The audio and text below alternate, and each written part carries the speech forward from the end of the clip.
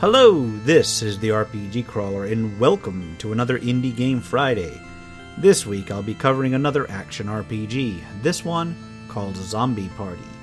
Courtesy once more of the kind folks at Black Shell Media, who were so kind as to send me a key for review. This is an early access game, developed by Peach Pie Productions and published by Peach Pie Productions and Black Shell Media, and it has a lot in common with a game we covered in the last episode, Dungeon Souls, and a lot of things that aren't in common. Let's get this straight right off the bat. This bills itself as an RPG, but it barely qualifies. As you will see soon, it has more in common with a top-down arena shooter for the most part, but there are some progression elements and a dungeon mode which does provide a sort of roguelike feel.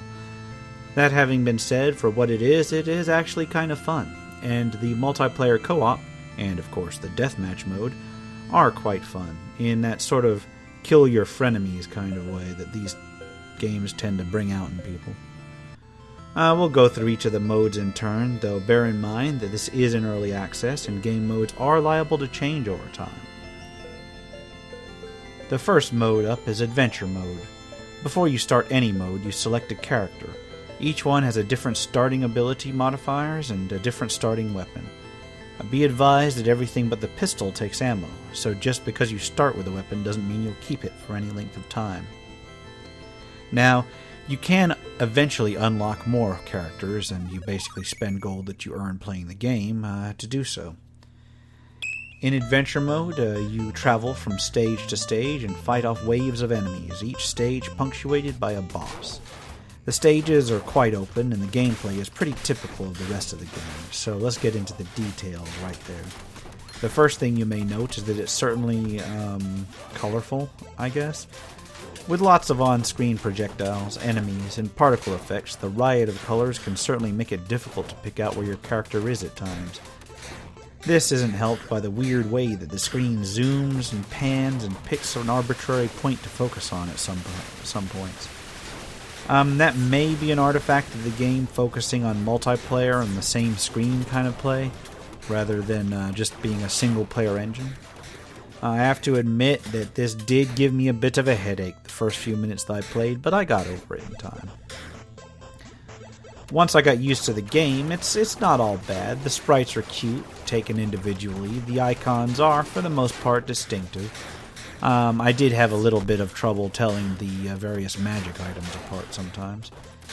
It has controller support, which is a godsend. Gameplay-wise, you run around shooting your guns so that you can pick up more guns, so that you can shoot more enemies, so you can get more guns. You try not to die, and you can collect some coins. You can use the coins either in the levels to upgrade your guns with various mods, or you can save them, and at the end you get them credited towards your main, your overall unlock status. You can theoretically jump over some projectiles, but I have to admit that my old man reflexes couldn't really handle that, so I basically just gave up after a while. You can technically switch weapons as well. I found in any sort of multiplayer setup, however, or pretty much anything but dungeon mode, it was just too cumbersome to do so. So I found myself constantly cycling through the many weapons available just, by picking them up. There are quite a few weapons available. I've heard there's upwards of 150.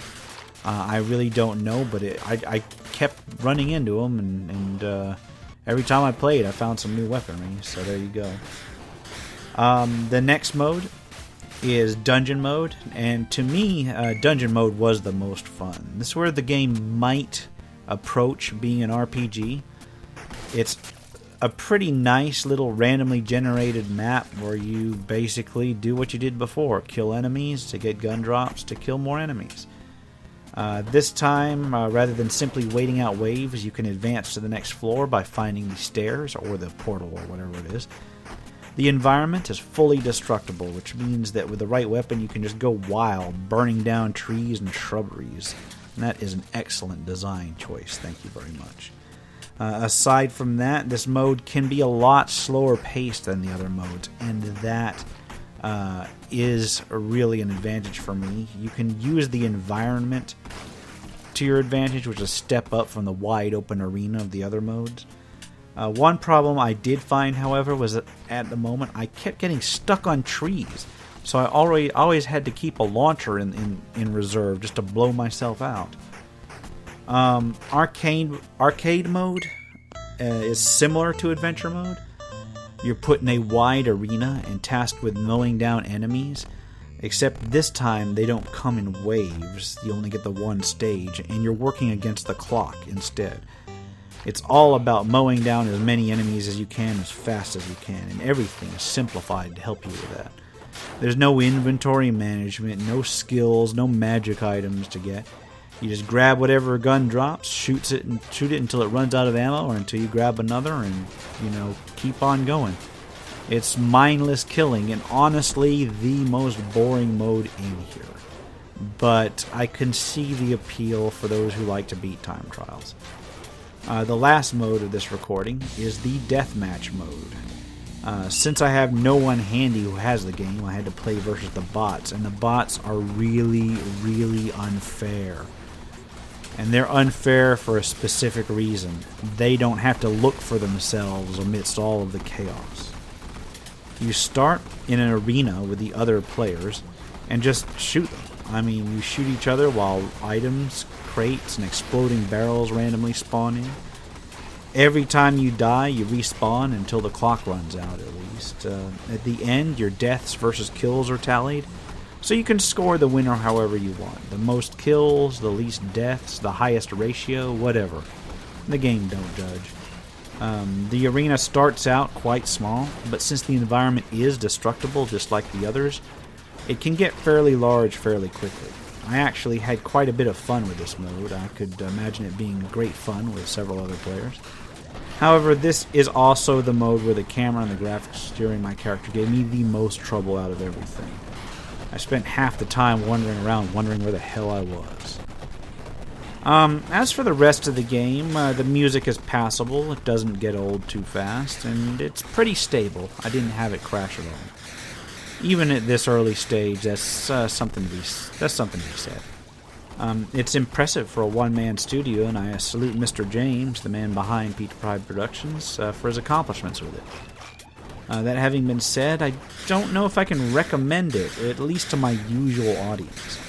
It bills itself as an RPG, as I said, and it only barely meets that criteria. It's definitely solid as a arena shooter, though, or any other kind of shooter. If you're looking for an indie multiplayer action RPG, you might be better off trying out Hammerwatch or something like that. If you're looking for a fun indie multiplayer shooter game, however, a title that comes to mind is Duck Game, although of course there are the differences. That's a side scroller, not a top down, and it's better put together overall. This might actually fit the bill though, because it is just $7.99 as of this recording. I can't recommend it to the RPG fan, but I can say that it has potential. It's well put together, and it will likely appeal to anyone who just likes to sit down in front of the screen with a few friends and blow them up. So take that as you will. For now, this has been the RPG Crawler with another episode of Indie Game Friday. As always, if you like, remember to like, comment if you got 'em, and subscribe for more RPG content. Until next time, take care and goodbye.